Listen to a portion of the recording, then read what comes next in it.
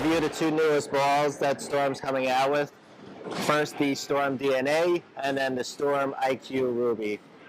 So first with the DNA, I went with my pin down layout, which is 4.5 by 4.25 by 4.5. It's at its box surface right now, which is 2000 grit Abralon. What I found about it is that it's pretty smooth.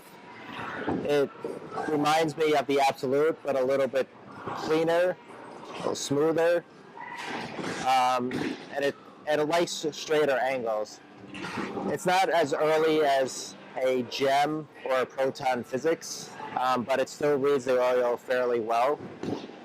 For me, it needs a little bit more surface than the 2000 grit Abralon just because of my game. I'm a little bit more speed dominant, so I'm going to probably change the surface to 1000 grit as opposed to 2000, and it'll give me a little bit earlier motion, better for heavier oil. I prefer to bowl on sport patterns and a lot of tournaments, so I could see this ball being really good for that. Moving on to the IQ Ruby. This has been a ball that's been missing from the IQ line for several years now. This is replacing the IQ Emerald. The drilling I went with this is a 4-inch pin with a 2.5-inch mass bias angle and about 2 inches from my BAO. When I found this to be pretty typical for an IQ Tour line, it's clean, it's very smooth, and it still continues really well on the back end.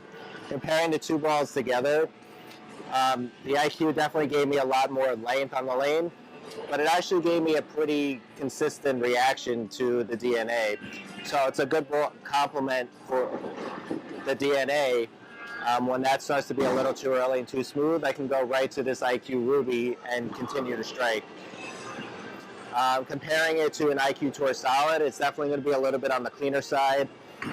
It's going to be a little bit more angular in the back part of the lane, but it's still going to give you that strong mid-lane read that you know to appreciate with that line. Comparing this to another ball in some of the other SPI lines, this would be a little bit earlier and a little bit smoother than a rotor grip typed Pearl, or on the 900 Global side, the Burner Pearl. This is going to be a little weaker than that as well. But this is going to be a staple in anyone's bag for either leagues or tournament play.